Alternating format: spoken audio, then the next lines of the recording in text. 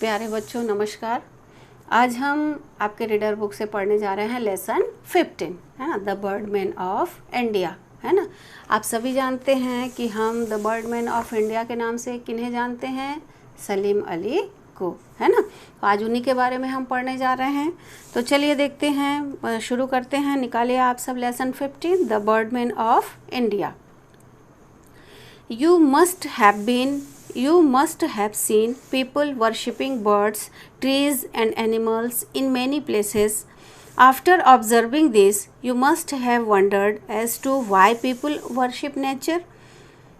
An easy answer to this question is because our ancestors did it. A long time ago, worshipping birds, trees and animals were ways devised by our ancestors to respect our ecology. This was also meant to prevent human greediness from destroying our natural wealth. Unfortunately, if we look at the present situation, birds and their habitations have faced much destruction. There are about 90,000 species of birds and their size varies from 5 cm to over 2.5 meters. The hummingbird is one of the smallest species of birds, and the ostrich, which reaches a height of over 8 feet, is the largest bird on the planet. There are birds which are known for their swiftness, such as the eagle and the hawk. There are other birds such as the vulture, which are known for flying at high altitude. There are also several birds which have lost the power of flight, such as the ostrich, the emu and the kiwi. तो चलिए देखिए, you must have seen people worshipping birds, trees and animals in many places. आप सब ने देखा होगा कि लोग जो हैं वो, हम भारत के लोग जो हैं, भारतवासी जो हैं, वर्शिप यानी पूजा करना, worshipping birds, trees and animals in many places, कई जगहों पे पूजा की जाती है। किनकी? पक्षियों की, वृक्षों की, पशुओं की पूजा की जाती है। हम छत्तीसगढ़ में पूजा करते हैं, पोला की पूजा करते हैं, बैल की, पोला के दिन बैल की पूजा करते हैं ना। बरगद की पूजा करते हैं, तुलसी की पूजा करते हैं, है ना, पीपल की पूजा करते हैं और पक्षियों की भी पूजा करते हैं। कई जगह पक्षियों की भी पूजा करते हैं। नीलकंठ को भी देखते हैं तो लोग कहते हैं कि बहुत अच्छा है ना। इस प्रकार बहुत सारी जगहों पे बर्ड्स को, ट्रीज़ को और एनिमल्स की पूजा की जाती है। After observing this, you must have wonders as to why people worship nature, है ना। ये सब देखने के बाद आपने क्या सोचा कि why people worship nature, लोग प्रकृति की पूजा क्यों करते हैं, है ना। कोई सूर्य की पूजा, प्रकृति की पूजा करते हैं, आपके घर में भी करते होंगे। कोई सूर्य की पूजा करता है, कोई चंद्रमा की पूजा करता है, कोई पृथ्वी की पूजा करता है ना। इस प्रकार प्रकृति की भी पूजा करते हैं, है ना। पेड़ पौधे भी प्रकृति के हिस्से हैं, इस प्रकार पूजा करते हैं। वाई पीपल वर्शिप नेचर, क्यों लोग प्रकृति की पूजा करते हैं। An easy answer to this question is because our ancestor did it. An easy answer to this question is, और इसका एक सरल सा सुंदर सा उत्तर है लोगों के पास कि because our ancestors did it, because क्योंकि आवर एंसेस्टर डिड इट, हमारे पूर्वज जो हैं वो इसकी पूजा करते आ रहे हैं, इसलिए हम भी करते हैं। परंपरा है ना। कई परंपराएं ऐसी होती हैं हमारे समाज में जिसको हम बिना सोचे समझे उसको अमल करते हैं, आगे करते रहते हैं, जबकि होना ये चाहिए कि हमें उन निश्चित रूप से उन परंपराओं के पीछे कुछ ना कुछ अच्छा कारण है, उस परंपराओं को भी हमको समझना है। और जो परंपरा जो है वो वास्तव में उसका कोई अर्थ नहीं है, उसको छोड़ भी देना है। परंतु ऐसा नहीं कि हमारे पूर्वजों ने सोच समझकर ही कुछ परंपराएं शुरू की हैं, जिसको हमको समझकर उसका पालन करना है ना। तो an easy answer to this question is because our ancestor did it, और इसका एक सरल सा उत्तर है क्योंकि हमारे पूर्वज करते आ रहे हैं। एंसेस्टर यानी हमारे पूर्वज करते आ रहे हैं। A long, long time ago, worshipping birds, trees, and animals were ways devised by our ancestor to respect our ecology. तो मैं आपको बता दूं, इकोलॉजी क्या होता है? पर्यावरण। तो बहुत लंबे समय से worshipping birds, trees and animals were ways devised, है ना, by our ancestor to respect our ecology. तो हमारे पूर्वज जो बहुत लंबे समय से इनकी पूजा करते आ रहे हैं, वो इसलिए कि ताकि वो प्रकृति का सम्मान कर सकें, है ना। बरगद की पूजा कैसे? उससे हमें कितने सारे ऑक्सीजन मिलते हैं, है ना, और इतने लंबी आयु तक जीता है बरगद का वृक्ष, पीपल के वृक्ष, और ऑक्सीजन, खूब ऑक्सीजन देता है। घने पक्षियों के लिए शेल्टर, पशुओं के लिए शेल्टर रहता, आश्रय होता है। और बैल, है ना, जैसे पहले, अब तो आपके मशीन्स आ गए, नए नए कटाई मिंजाई के मशीन्स आ गए, पहले ऐसा कुछ नहीं था। बैल के द्वारा ही आपका हल चलाया जाता था, बैल के द्वारा ही फसल बोए जाते थे, उनके द्वारा मिंजाई की जाती थी। तो निश्चित रूप से बैल हमारे लिए क्या था? पूजनीय था, है ना। बैल जिसका उपयोग करके हम अनाज प्राप्त करते थे, है ना। तो इस प्रकार गाय, है ना, निश्चित रूप से गाय को गौ माता हम कह सकते हैं, क्योंकि उससे तरह तरह के कितने सारे मिष्ठान, कितने सारी अच्छी चीज़ें, स्वादिष्ट चीज़ें और पौष्टिक चीज़ें हमें प्राप्त होती हैं, है ना। क्या नहीं करते आप गाय के, आपसे पनीर बनाएं, दूध से तो प्रोटीन बन गया, मिल गया आपको, तो आप दही मिल गया आपको, तो उसी से तरह तरह की मिठाइयाँ मिल गई। दूध छोटे बच्चों का जीवन दान देता है, दूध पीकर बच्चे बड़े होते हैं। इस प्रकार बहुत सारे चीज़ हैं। तुलसी का पौधा जो वातावरण को शुद्ध करता है, वो कहते हैं ना, घर में तुलसी का पौधा आसपास होना चाहिए। क्यों होना चाहिए? क्योंकि उससे वातावरण बहुत अधिक शुद्ध होता है। दूबी से वातावरण बहुत अधिक शुद्ध होता है, इसलिए दूबी भी लगाना चाहिए आसपास, ऐसा कहते हैं। तो किस लिए? क्योंकि ये सारे चीज़ कहीं ना कहीं हमें अच्छी चीज़ें देती हैं। इसलिए हमारा भी फर्ज बनता है कि हम प्रकृति का सम्मान करें, उनकी पूजा करें और उनकी रक्षा करें। This was also meant to prevent human greediness from destroying our natural wealth, है ना। हमारा जो नेचुरल वेल्थ है ना, हमारा जो प्राकृतिक धन है, उससे भी हम लोभी मनुष्य नष्ट करने पे तुले हुए हैं, ताकि कम से कम इस पे रोक लगाया जा सके। यदि वो जागरूक हो जाएं, उनकी पूजा करें, सम्मान करें, तो एक बार उसे नष्ट करने से सोचेंगे, है ना।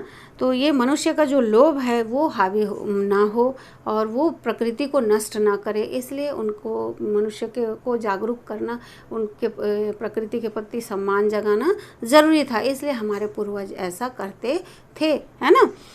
तो if we look at the present situation, birds and their habitations have faced much destruction, है ना।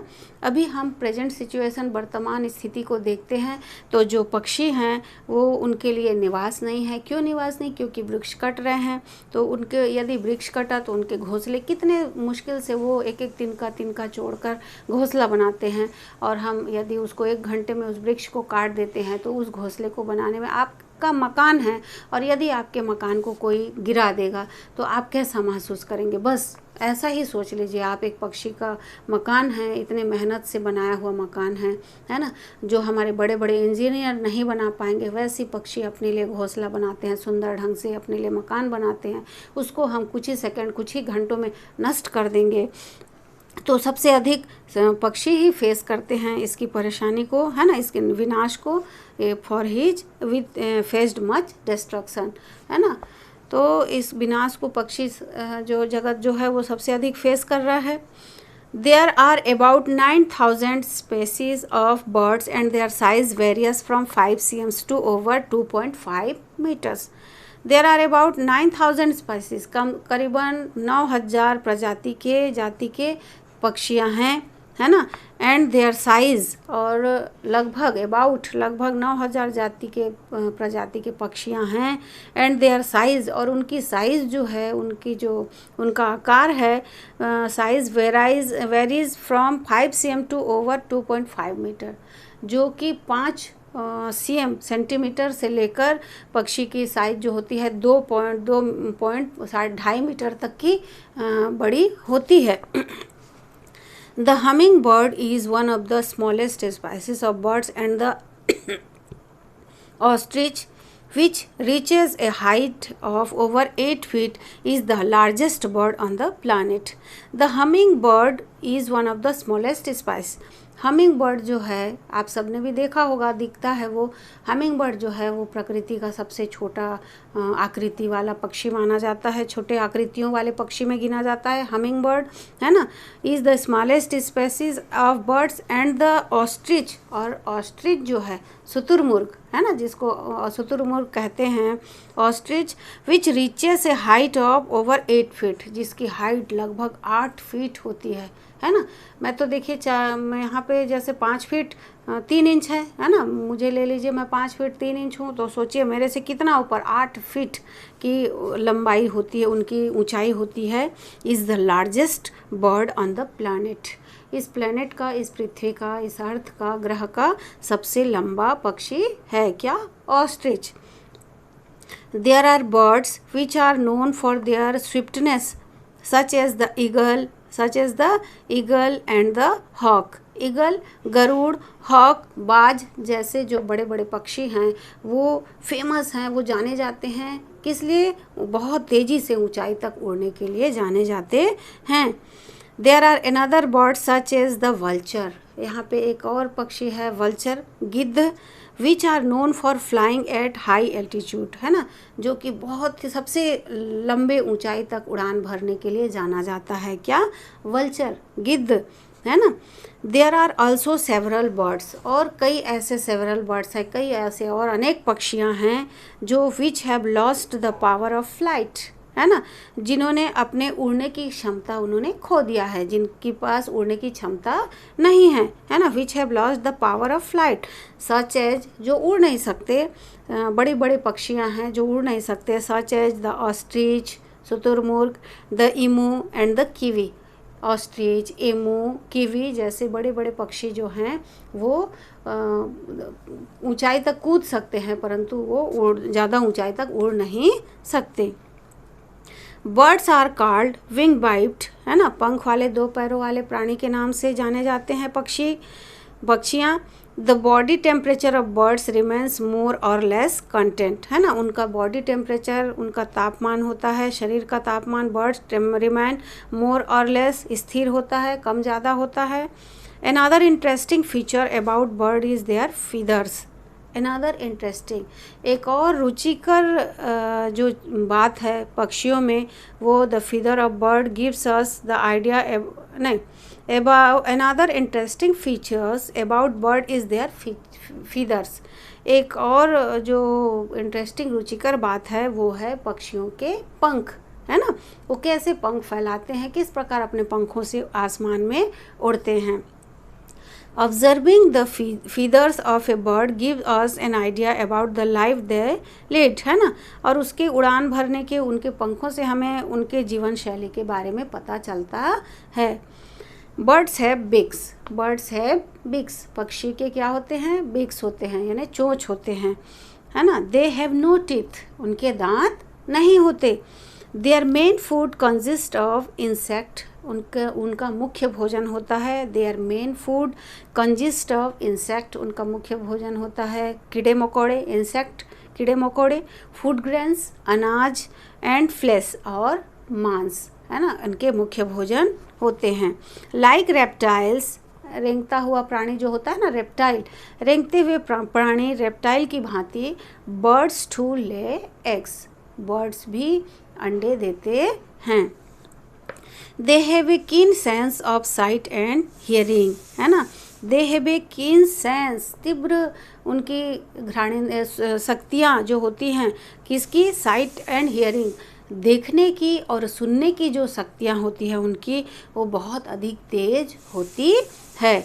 But their sense of smell and taste is poor, but their sense of smell and taste is poor, परंतु उनके सूंघने का और स्वाद का जो स्वाद लेने की जो क्षमता होती है वो बहुत कमज़ोर होती है ना. वो अधिक सूंघ नहीं सकते, स्वाद उनको पता नहीं चलता है, परंतु उनके देखने और सुनने की शक्ति बहुत अधिक तेज होती है. Birds have the wonderful capacity of adjusting their vision quickly. As a result, they can shift their focus from a distant object to a nearby object in a fraction of a second. उनकी देखने की शक्ति इतनी तेज होती है कि कई metre तक ऊंचाई पे उड़ान भरते हुए भी वो एक छोटे से चूहे को बिल में जाते हुए इतनी तेज़ी से नीचे आकर झपट लेते हैं, मानो बिजली की चमक होती है ना, बिजली इनकी उड़ानों को बिजली की चमक के जैसे इसके साथ तुलना की गई है। इतने स्पीड से ये नीचे आते हैं और अपने शिकार को उड़ा कर ले जाते हैं जितना स्पीड में कोई भी नहीं कर सकता है ना। ये इसलिए पहचाने जाते हैं। दूर से ये अपने शिकार को, काफ़ी दूर से अपने शिकार को देख लेते हैं और तेज़ी से उस पर झपट्टा भी मार सकते हैं। In India, the world of birds was exposed to us by the great Salim Ali's contribution, है ना। पक्षी की दुनिया को प्रदर्शित करने के लिए सलीम अली का बहुत बड़ा योगदान रहा है। He is affectionately known as the birdman of India. Affectionately, प्यार से उन्हें हमने नाम दिया है बर्डमैन ऑफ इंडिया, है ना। Salim Ali was born on he is affectionately known as the birdman of India. Salim Ali was born on 12 नवंबर 1896। सलीम अली का जन्म 12 नवंबर 1896 में हुआ था। His maternal uncle Amaruddin Tyabji brought him up. उनके चाचा जी, मैटरनल अंकल मामा जी Amiruddin Tyabji brought him up, उन्हें ले गए। And his uncle was a hunter. उनके चाचा जी एक शिकारी थे, हंटर थे। एंड ए नेचर लवर, और प्रकृति प्रेमी थे। अंडर हीज गाइडेंस, है ना, उनके मार्गदर्शन में, अपने चाचा जी के मार्गदर्शन में Salim learn to hunt and appreciate the nature around him, है ना। उन्होंने प्रकृति के बीच रहना सीखा, प्रकृति का आनंद लेना सीखा और हंट करना सीखा, शिकार करना सीखा। As a child Salim Ali shoot a bird. बचपन में सलीम अली ने एक चिड़िया को मार गिराया था। शूट ए बर्ड, एक पक्षी को मार गिराया। Which had a yellow streak running below its neck, है ना, जिसके नेक पे, गर्दन पे एक पीली धारी थी, है ना।